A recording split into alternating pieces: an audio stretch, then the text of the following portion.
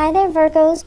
I feel like you might have felt this energy where things were changing and it just feels like you're swept up in the whirlwind of it and things were very outside of your control.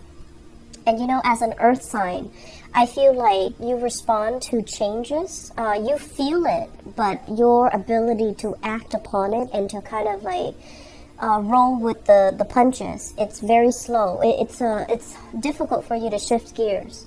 And if you shift gears, you have to know that it's for your greater good. Otherwise, you're very resistant. And so I feel like there were a lot of major catastrophic changes that happened, you know, towards the very beginning of this year. And this year overall, you're kind of like on the tail end of some residual changes. And I feel like, you know, it denotes to me family and career as well. So these are the apex, or like the axes on which these changes are happening for you, okay? So first off, what I'm seeing happening for you in the next 2 weeks, I have somebody here coming back from the past. This is like a person coming in with an apology. However, I feel like they want to say, I'm sorry, because it's expected of them. They don't really understand on a deep-rooted level what they're supposed to be sorry for. So I feel like they're just going through the motions to say that they're sorry.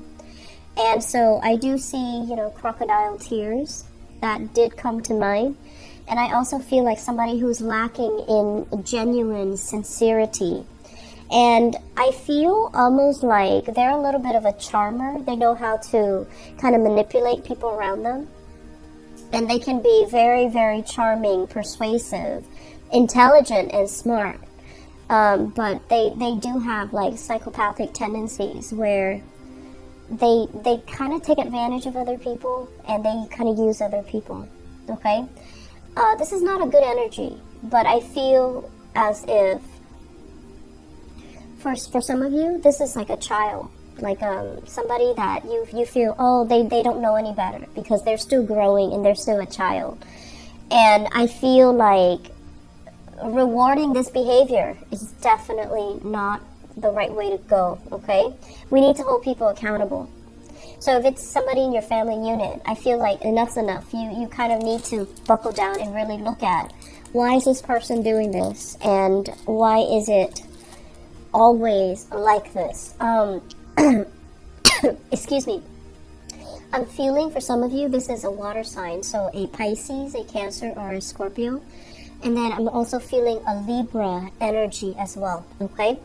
I feel like we need to exercise detachment and we need to exercise tough love in this situation, okay? No matter how much we care about this person, we need to hold them accountable.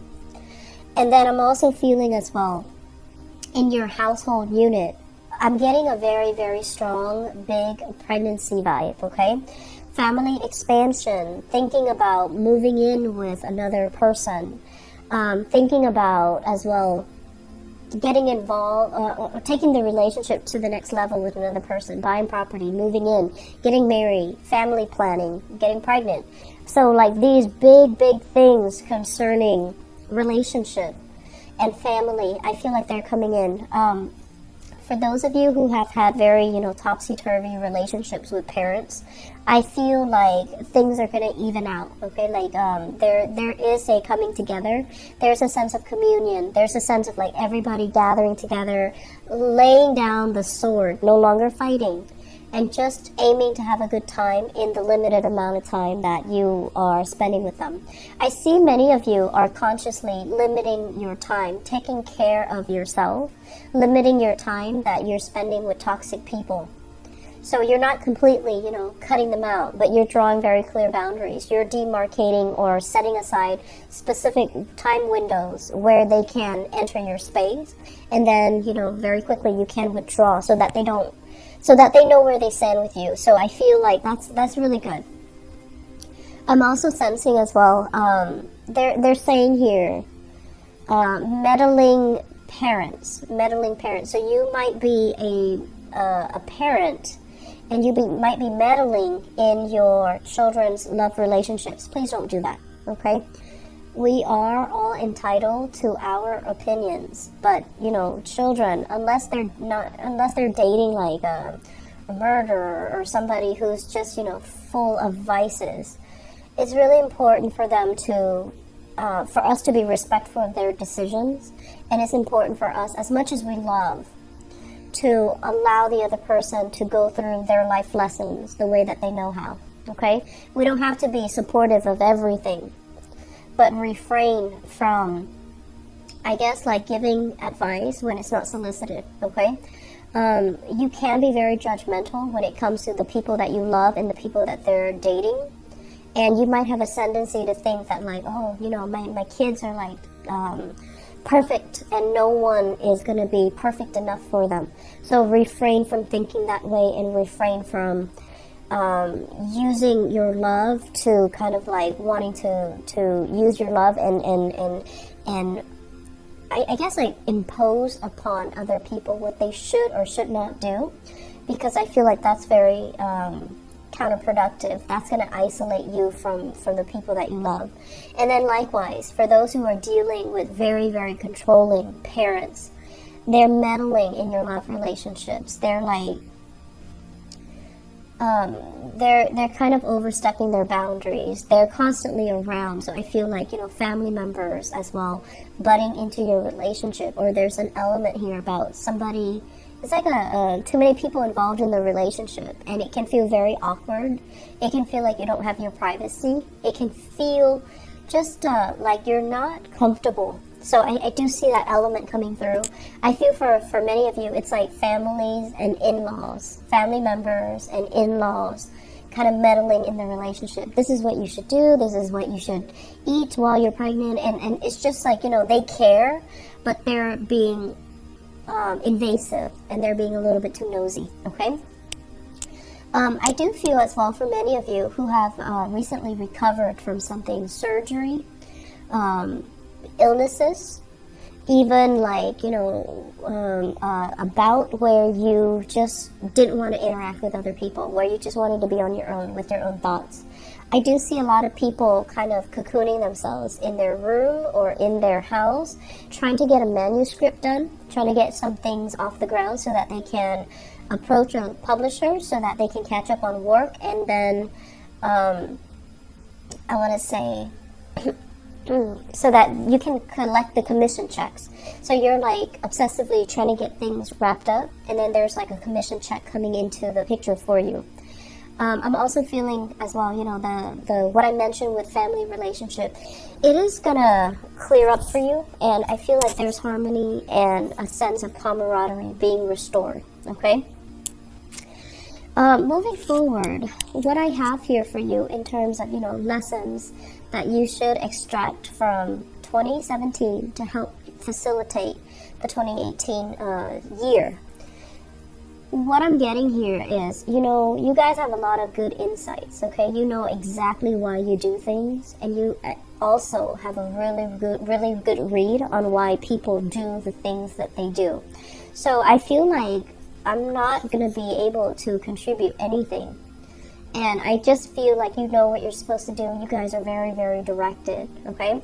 So my only advice for you guys is, when you see an opportunity and it strikes your fancy, go for it.